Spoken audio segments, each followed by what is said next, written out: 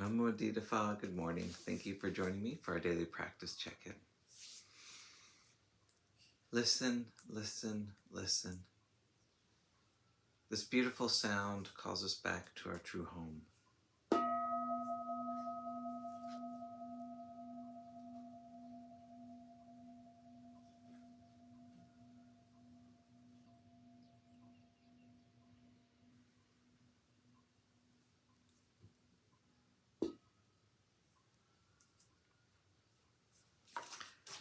The second mindfulness training. Aware of the suffering caused by exploitation, social injustice, stealing, and oppression. I vow to cultivate loving kindness and learn ways to work for the well-being of people, animals, plants, and minerals. I will practice generosity by sharing my time, energy, and material resources with those who are in real need. I'm determined not to steal and not to possess anything that should belong to others. I will respect the property of others, but I will prevent others from profiting from human suffering or the suffering of other species on earth.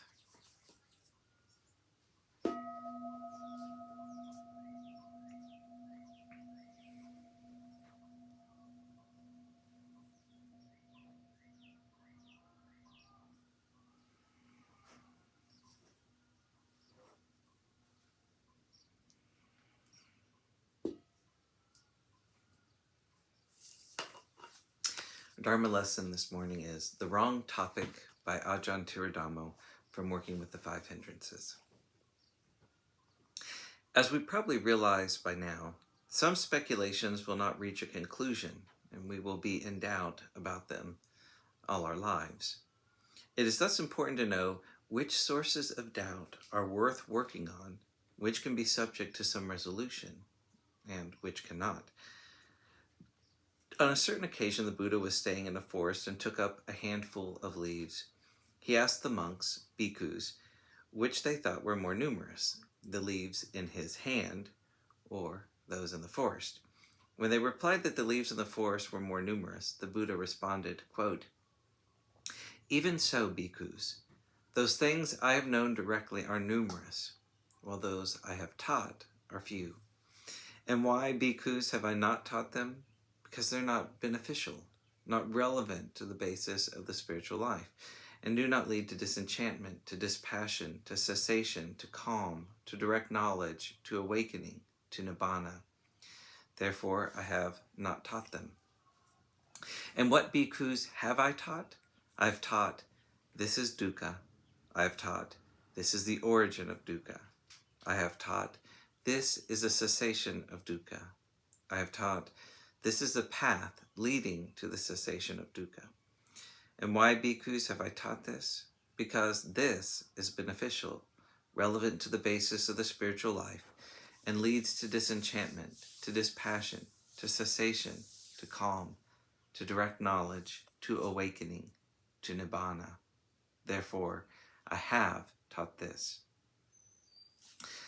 Of course, some people today are often quite well educated and have more knowledge about a wide range of topics.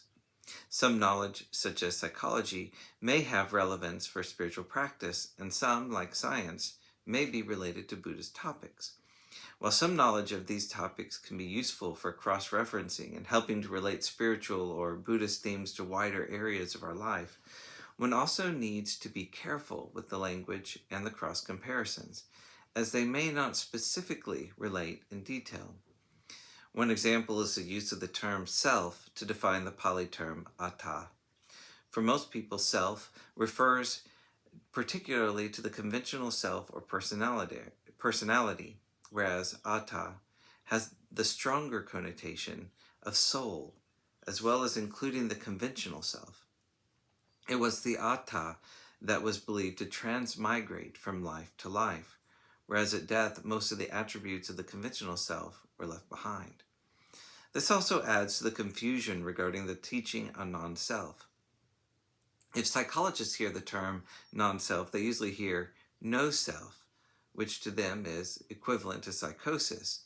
What? Buddhists are teaching people to be psychotic, to lose their self? No.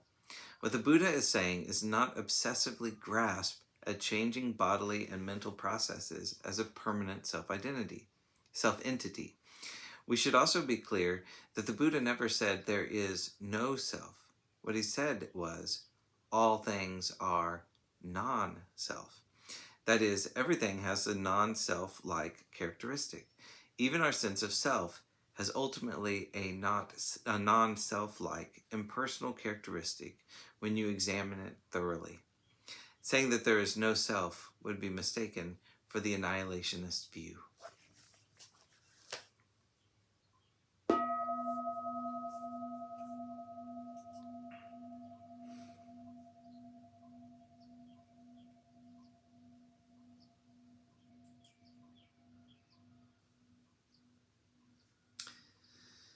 May all beings be well. May all beings be happy. May all beings be peaceful. Sadhu, sadhu, sadhu. Thank you for joining me today.